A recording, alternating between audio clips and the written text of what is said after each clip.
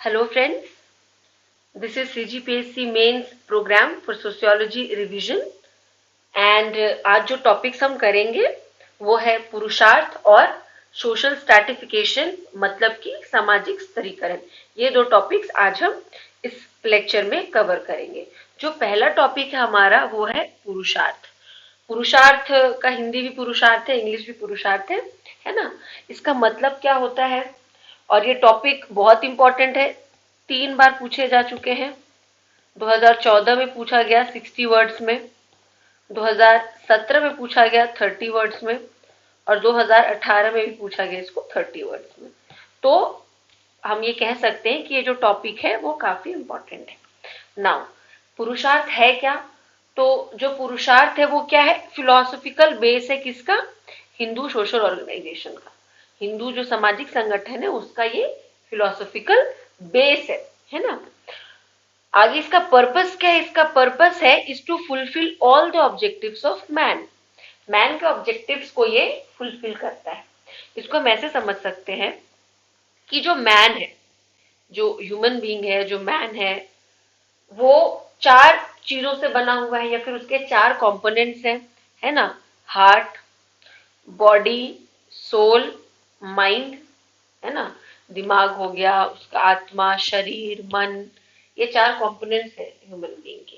अब इन चारों कंपोनेंट्स को सेटिस्फाई करना है, इन चारों कंपोनेंट्स को सेटिस्फाई करना है और इसी को सेटिस्फाई करने के लिए man keeps trying, man keeps trying. और यही क्या कहलाता है? दैट्स कॉल्ड पुरुषार्थ। यही कहलाता है पुरुषार्थ। तो क्या है कि जो मैन है वो 4 चीजों से बना हुआ है और इन चारों को सेटिस्फाई करने के लिए जो है मैन जो है वो क्या करता है? कीप्स ट्राइंग, प्रयत्न करता रहता है और इसी को कहा जाता है पुरुषार्थ। अब पुरुषार्थ, पुरुषार्थ क्यों, क्या जरूरत है पुरुषार्थ की, क्या एम क्या है पुरुषार्थ का? तो salvation is the aim of पुरुषार्थ। क्या मुक्ति चाहिए, मोक्ष चाहिए किसे? मानव को। और उसके लिए वो क्या करता है? वो पुरुषार्थ को जो है प्रैक्टिस करता है। अभी जो हमारे जो उपनिषद है, अकॉर्डिंग टू उपनिषद हो गया, भागवत गीता हो गया, मेमोरी टेक्स्ट मतलब जो वेदास थे वो हो गए, उनके according we have 4 fundamental duties. हमारे जो है 4 जो है फंडामेंटल कर्तव्य है, ठीक है। अगर इनको हम अटेन कर लेते हैं, ये 4 फंडामेंटल ड्यूटीज को अगर हम ढंग से करते हैं, पूरे तरीके से करते हैं, तो क्या होता है? हम अपने आप को जो है मोक्ष की तरफ ले जाते हैं।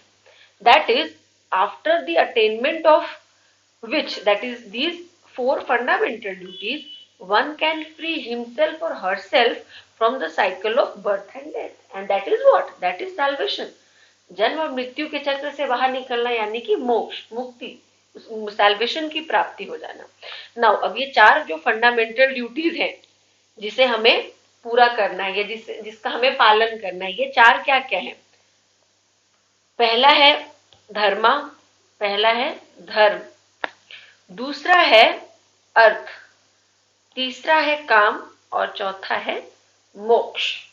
ये 4 फंडामेंटल ड्यूटीज हैं पुरुषार्थ के अंदर और इन्हीं चारों को हमें क्या करना होता है? हमें प्रैक्टिस करना होता है, इन्हीं चारों का पालन करना होता है और हम क्या करते हैं? हमें लास्ट में क्या मिलता है? सैल्वेशन मिलता है, ठीक है। तो जो धर्म का क्या अर्थ है? धर्म, what is dharma? First and foremost important is what? Duty. सबसे ज्यादा महत्वपूर्ण क्या है? ड्यूटी, कर्तव्य, है ना। To be dutiful and responsible throughout the life. धर्म क्या है कि आजीवन, पूरे जीवन हम क्या करते हैं? अपने कर्तव्यों का, अपने जिम्मेदारियों का पालन करते हैं और यही धर्म है ना। हिंदू जो पूरा सामाजिक जो संगठन है हिंदू, ये धर्म पे बहुत बल देता है। Ramayan, Mahabharat, everywhere you can see कि आपको क्या होना होता है? आपको धर्म का पालन करना होता है। अपने लाइफ में, पूरे लाइफ में, हर एक्टिविटी में आपको क्या करना होता है? धर्म का पालन करना होता है। इसलिए सबसे ज्यादा इंपॉर्टेंट है धर्म। जो दूसरा है वो फंडामेंटल ड्यूटी क्या है? हमारा अर्थ। अर्थ का मतलब होता है जितने भी जो मटेरियल चीजें होती हैं, जितनी भी फिजिकल और मटेरियल चीजें होती हैं, दैट इज अर्थ, है ना। लेकिन यहाँ पर अर्थ का मतलब क्या है? अर्थ मीन्स है, ना कि ऑब्जेक्टिव है।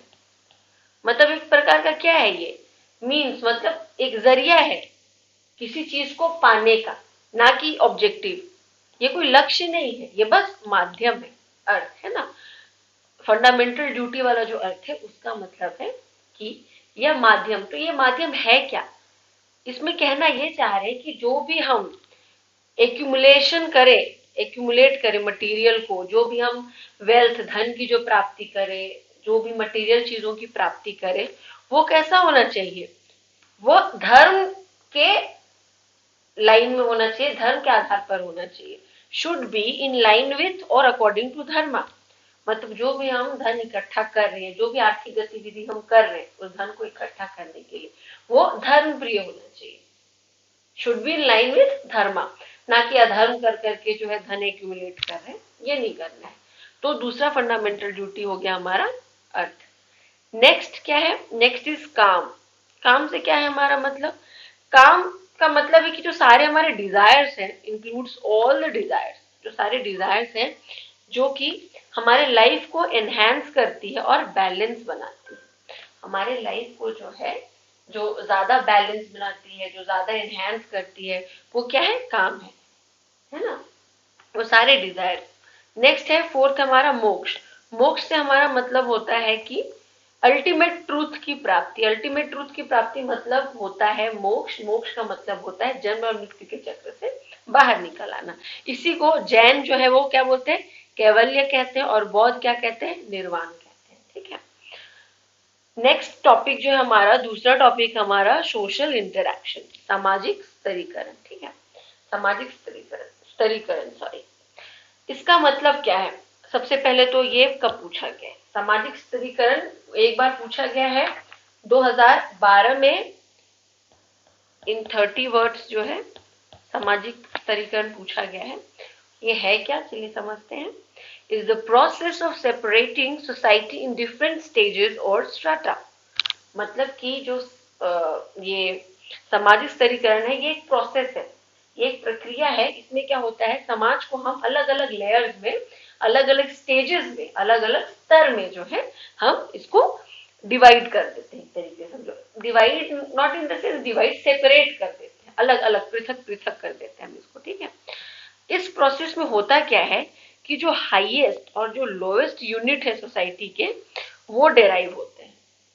मतलब सामाजिक स्तरीकरण से क्या होता है, जो सबसे उच्चतम श्रेणी है और जो सबसे निम्न श्रेणी है, ये जो है क्या होती है, ये हम डेराइव कर सकते हैं आफ्टर दिस प्रोसेस।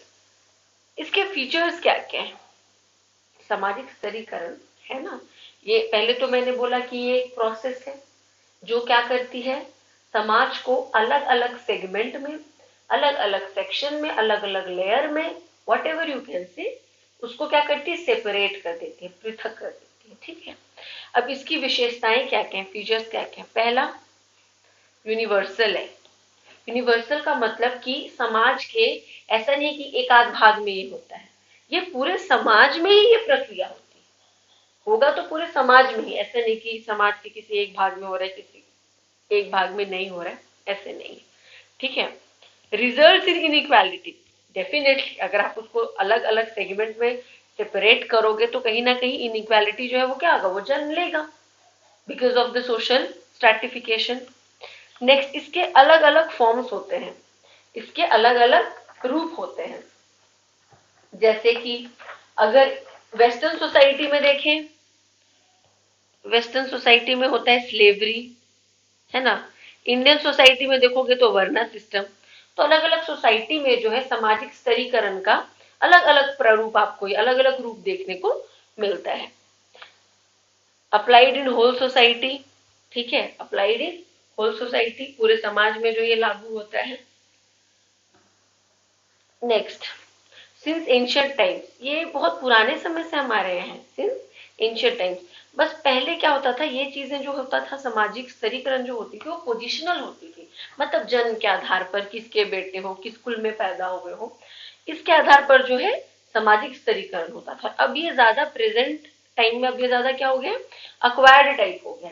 अभी क्या है, लोग अपनी एबिलिटी से, अपनी स्किल से, है ना, एक स्टेटस को पाते हैं, एक पर्टिकुलर लाइफस्टाइल को प्राप्त करते हैं, और उसके बाद जो है वो सोसाइटी के अलग अलग लेयर्स में जो है वो बिलोंग करते हैं।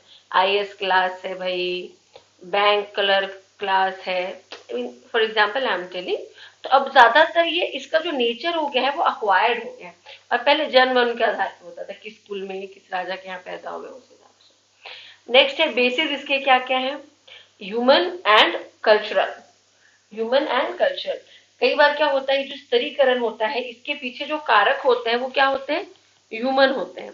तो ह्यूमन जो फैक्टर्स है वो क्या होंगे, सेक्स के आधार पर, एज के आधार पर, बर्थ के आधार पर, है ना।